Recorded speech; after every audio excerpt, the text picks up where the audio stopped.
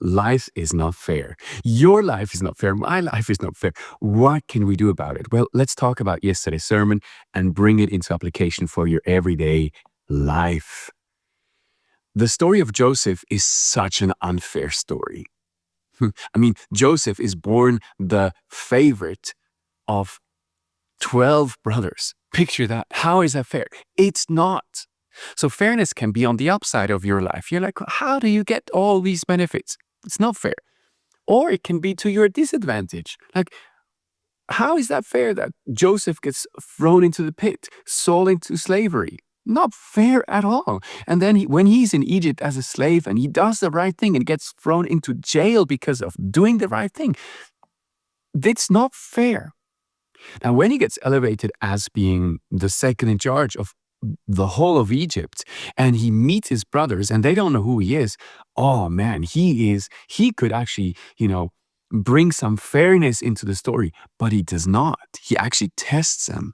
And the last of the tests is such a test of unfairness because he wants to find out how do they respond to unfairness. And here's the crazy part.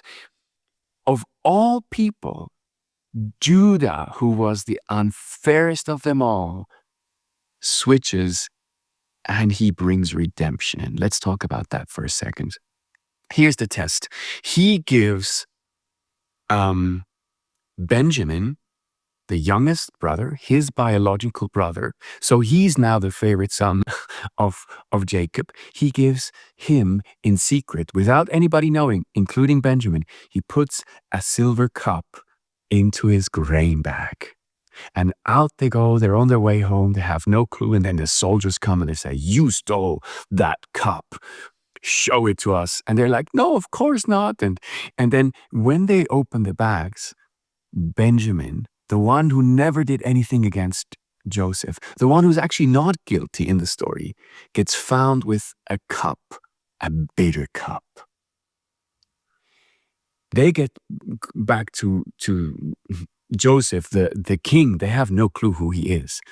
And he says, this guy who stole my cup, here is the evidence. I mean, this is my cup. There's no doubt. He has to go into prison now. Of all people, Judah steps up and he says, take me instead. How is that even possible? Well, Judah has made a huge transition. Judah, who sold Joseph into slavery. Judah, who abused his daughter-in-law situation, Tamar, he has changed. Why? Well, at the end of the Tamar story in Genesis 38, he says, she is right and I was wrong. There's a change of heart. You could say he has repented. Repented people see the injustice of the world differently. That's the lesson, because then he's able to step into the mess. He's able to take the bitter cup. He's able to take this situation on and say, take me instead of my brother. He has a love for a father that he didn't have before. Repented people have a love for the Father. Judah steps up, Judah steps into the mess, and he takes on the bitter cup. Lesson for today, repent. And as you repent, you will be able to see injustice in a new and different light. You will not see it as a chance to abuse other people, use injustice as your advantage, to your advantage. You will see injustice as a call to step into the mess and bring redemption. And so practically, I don't know what injustices you face in your world. You are called to save your world. Jesus was called to save the world. And this is why in Matthew he says, let this cup pass from me, but not my will, but your will be done. Jesus knew that he was called to save the injustice of the world.